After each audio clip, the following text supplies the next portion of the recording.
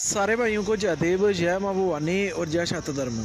तो भाइयों, BJP RSS कहती है कि हम एक विशेष धर्म की सरकार है, लेकिन इसने जो भी कार्य किए हैं वो उस धर्म के खिलाफ ही किए हैं।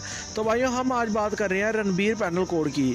तो भाइयों, हम आपको बताना चाहते हैं कि जब इसने 370 तोड़ी तो उसके साथ साथ इसने रणबीर पैनल कोड भी तोड़ दिया। रणबीर पैनल कोड में क्या होता था कि अगर जम्मू कश्मीर में कोई गाय की हत्या करता था तो उसमें एक सज़ा का प्रावधान होता था।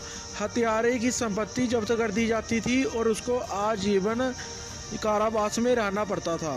बहुत बार तो हत्यारे को तेल में उबाला जाता था, तेल के अंदर, गर्म तेल के अंदर उबाला जाता था और सार्वजनिक स्थान पर, शहरों बाजार में एक हुक के साथ लटका दिया जाता था। तो ऐसी सजाएं डोगरा राज में, क्षत्रिय राज में, जम्मू कश्मीर में दी जाती थी।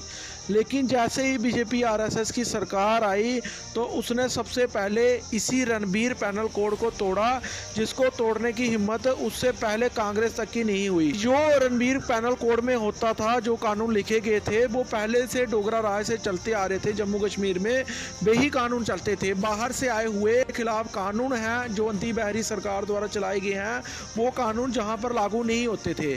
और इसने क्या किया, इसने डोगरा राजाओं द्वारा बनाया गया रणबीर पैनल कोड के साथ साथ रणबीर पैनल कोड तो तोड़ा, उसके अलावा अपने जितने भी काले कानून थे वो जहां पर लागू करवा दिए। चाहते हैं कि हम आगे भी ऐसे ही सिर्फ अपनी कौम के लिए आवाज उठाते रहें, जो कि मेरे लिए सबसे पहले अपनी कौम है।